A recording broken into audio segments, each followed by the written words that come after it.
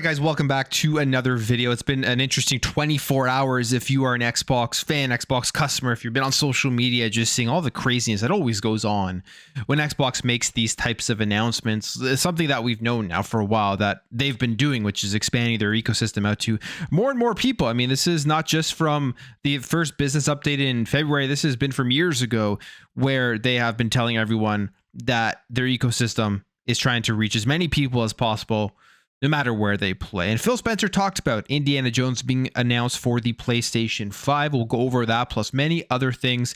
If you do enjoy daily gaming news and content, hit the subscribe, hit the like if you enjoyed the video, and check out my Spotify. Link is in the description.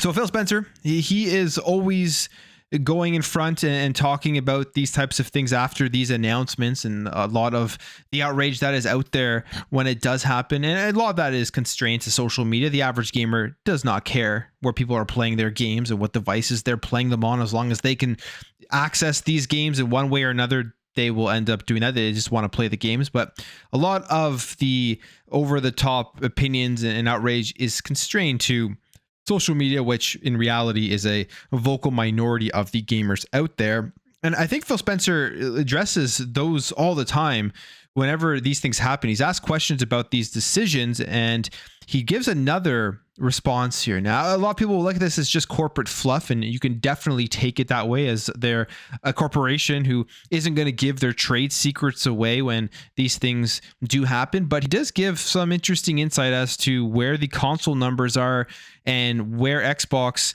is going in terms of their games. So it says here, during the Xbox podcast in February, Microsoft's gaming boss Phil Spencer has specifically ruled out Indiana Jones coming to PS5. But to be fair, in context, he was saying at that time. He never ruled out that it would never happen at any point in the future, which a lot of people are twisting and making this narrative that that's what he did. But he did not do that if you go and listen to how that question was asked. And then it says here, speaking during the company's latest marketing stream at Gamescom, he was asked to comment on this week's announcement. And he says, going to the PlayStation announcement, obviously last spring we launched 4 games, 2 of them on the Switch, 4 of them on PlayStation, and we said we were going to learn. I think at the showcase, I might have said that from our learning, we're going to do more, which he did say. Goes on here and says, what I see when I look is that our franchises are getting stronger. Our Xbox console players this year are as high as they've ever been. So I look at it and I say, our player numbers are going up for the console platform. Our franchises are as strong as they've ever been, and we run a business. So that's an interesting point there. His console numbers, the highest that they have ever been. And if you would look at the way people are thinking about the Xbox console, you would think that is contrary to what Phil Spencer is mentioning here. A lot of people are thinking that there's no reason to have an Xbox console. They don't care about the Xbox console players. And you could come up with many reasons why they would think that. And there's some good arguments to be made there. However, the Xbox console itself, with all of the content, Game Pass, everything on there, backwards compatibility, is still a great place to play. I mean, it's still thriving, and clearly from what Phil Spencer is saying here, their console numbers are going up. One thing I always like to focus on and think about whenever we talk about these numbers, where people are playing, was this graphic that was shown off at the FTC document, from the FTC documents, where it was showing where the growth is in gaming, and by far the smallest segment of growth is the consoles. If you look around, it's PC, it's mobile, it's going to be the cloud in the future once more people have better internet. There's so much more room for growth there, and obviously these companies see that, and they're running a business, and they're trying to get those players into their ecosystem now as they are navigating which ecosystem they want to play on when they're using their phone, when they're using their PC and things like that. So I think Xbox has a huge advantage there going forward into the future versus PlayStation, who's still locking themselves to the console. They're very successful to it, but eventually, as we've been seeing, putting their games on PC, they're going to have to expand out even more. He continues here and says, it's definitely true inside of Microsoft that the bar is high for us in terms of the delivery that we have to give back to the company, because we get a level of support from the company that is just amazing in terms of what we're able to go do.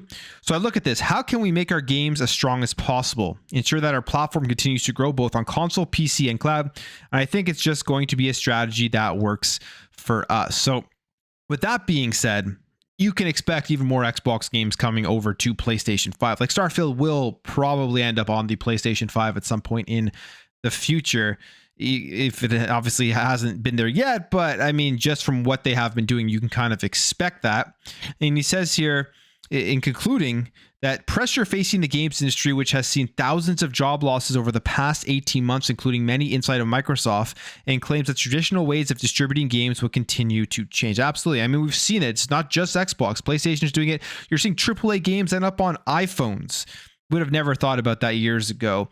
Now, those haven't sold well. Maybe they will eventually. But if they do start to sell well, it's a huge game changer just because everyone has a phone in their hand. If you can play AAA games right on your phone without having to go through the cloud, a lot of people are going to just do that instead of going out and buying a brand new device to play them. It says here, the last thing I'll say is I think as an industry right now, there's a lot of pressure on the industry. It's been growing for a long time, and now people are looking for ways to grow. And as I mentioned, with the different places where they can grow, PC, mobile, cloud are the biggest places to grow, console being the smallest. It says, I think for us, as fans and players of games, we just have to anticipate there's going to be more change in how some of the more traditional ways the games were built and distributed. That's going to change for all of us. But at the end, the result needs to be better games that more people can play. If we're not focused on that, we're focused on the wrong thing. So that's Phil Spencer's response.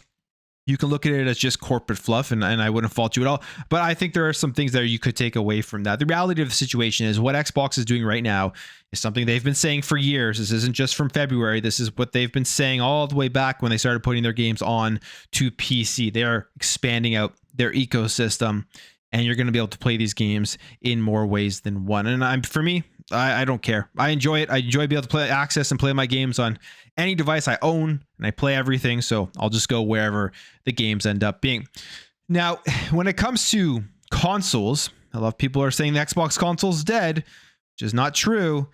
And more proof that it is not true, as they have announced the release dates and pre-orders here for the consoles that they had already announced, the mid-gen refresh or whatever updates, whatever you want to call them, for the Xbox Series X and S. No new power in these consoles, but they are releasing an all-digital Xbox Series X, 1 terabyte in Robot White, an all-digital Xbox Series S, another 1 terabyte as well in Robot White, just like the original, just a bigger SSD.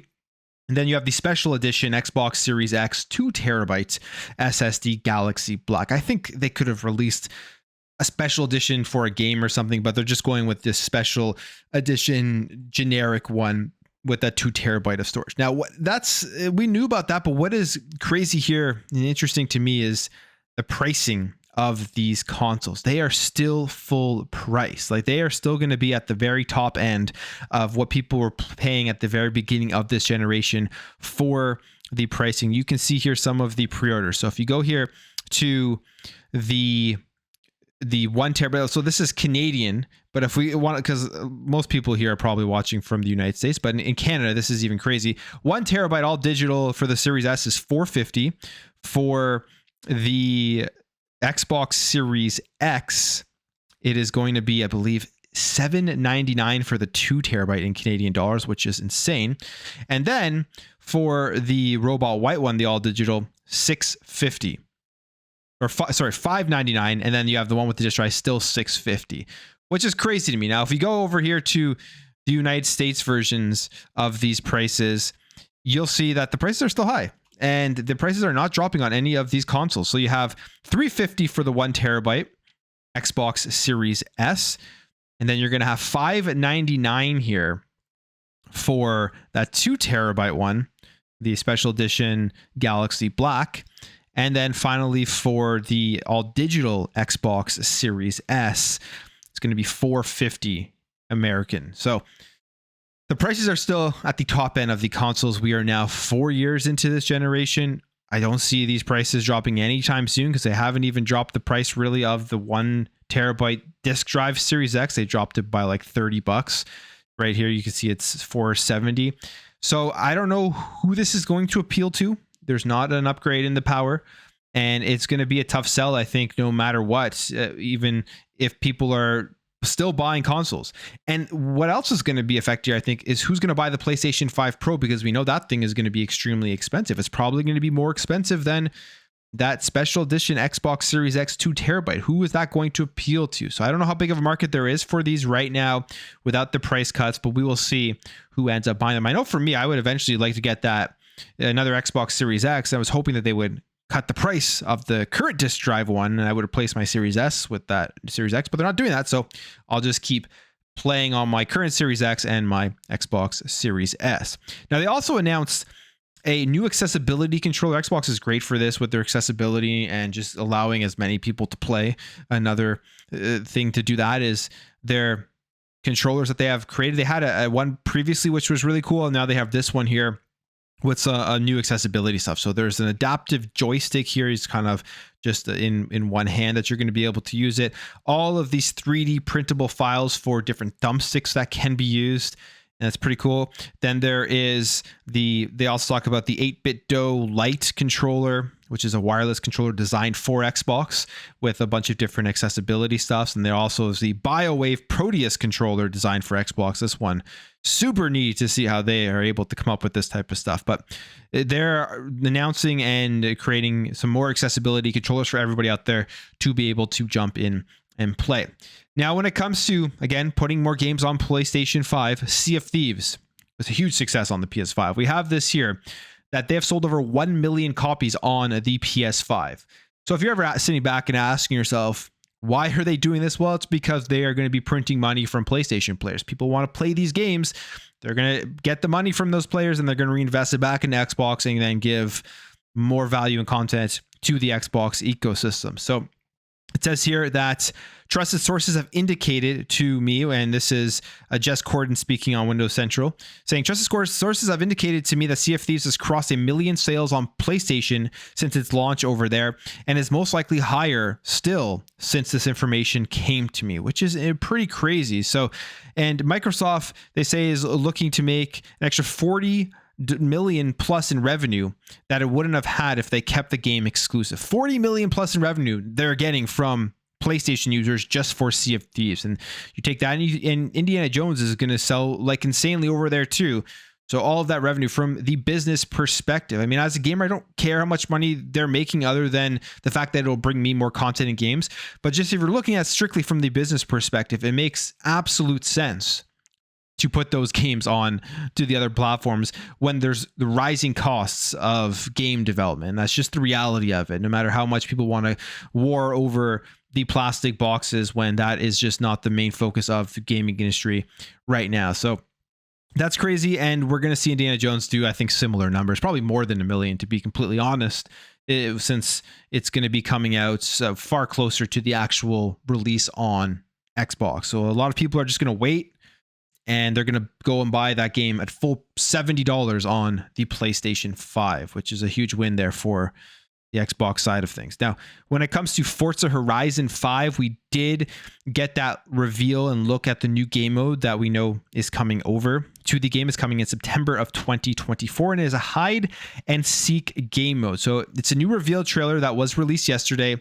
And it says here that fans got a look at the gameplay for the upcoming hide and seek mode launching on September 10th, 2024.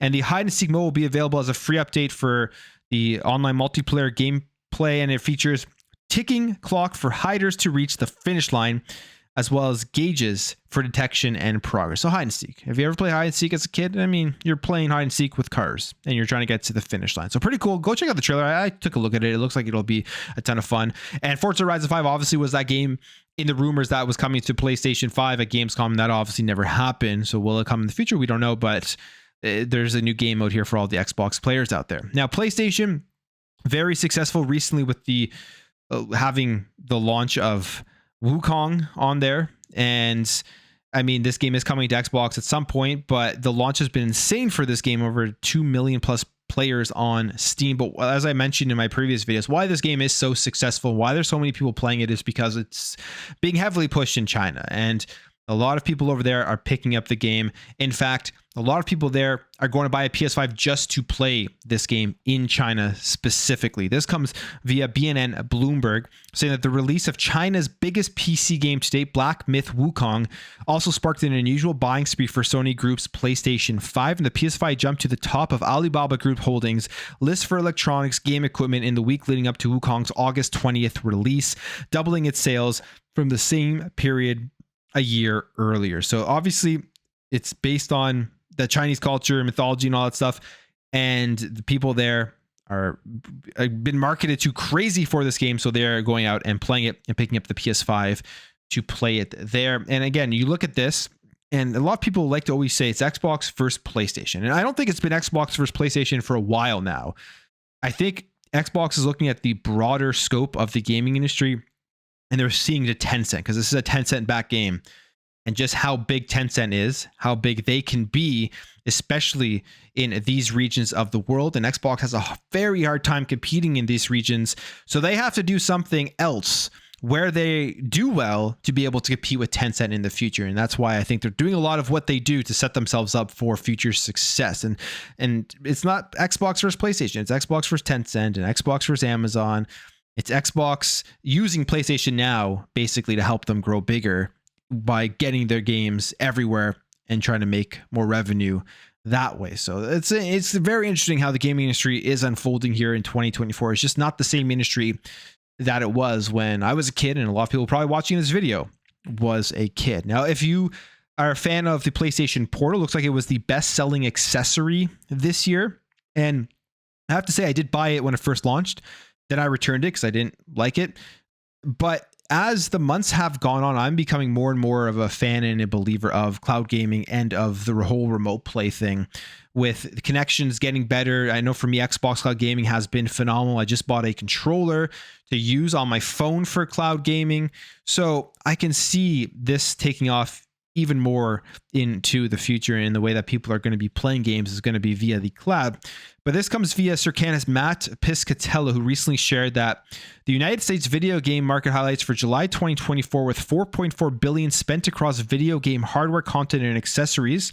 And regarding the accessories, the PlayStation Portal was the best-selling accessory for July, and they say this year in dollar sales. So that's huge. I mean, the PS Portal has been a great success for PlayStation, and you're tethered to your console pretty much. I mean, you can take it out on the go. I don't know how well it works on the go, but it's a nice device in your hands. You get the whole DualSense feelings and everything from what I did use, but when I was using it, just didn't work that well in terms of the latency. I feel like it would be better now, but it is doing very well. PlayStation Portal is selling well, and that is a hits accessory for the PlayStation platform.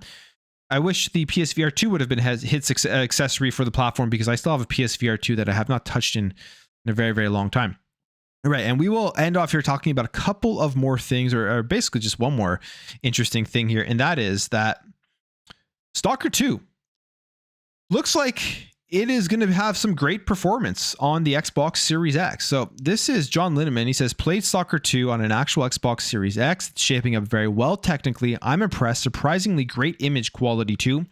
Then you have Tom Warren quote tweeting that and saying Stalker 2 runs at 60 FPS on the Xbox Series X2, and I think it's going to be one of those games that will surprise many at how good it looks on console and PC. And I will be one of those people that will be surprised, because when they first showed off Stalker 2, I thought it looked phenomenal, but I was skeptical as to kind of how this was going to translate over to console. I felt like they were just showing off on the highest end PC specs possible, and when I came to the Xbox Series X, it was going to be dumbed down a little bit, but it looks like that isn't going to be the case. So this is very impressive to hear. Obviously, we're not going to have a final verdict until the game is released and everyone gets their hands on it and really does see, but I'm very happy and surprised at the same time to hear shaping up very well from image quality and a frames per second perspective on the Series X. And maybe all of these delays have allowed this game to get to that top optimization. And I'm always for that. Keep delaying it until the game is just in pristine condition to be released. So exciting stuff there. I am going to end the video there. If you did enjoy this video, hit that thumbs up. If you are new here, hit that subscribe, and I'll catch you guys in the next video.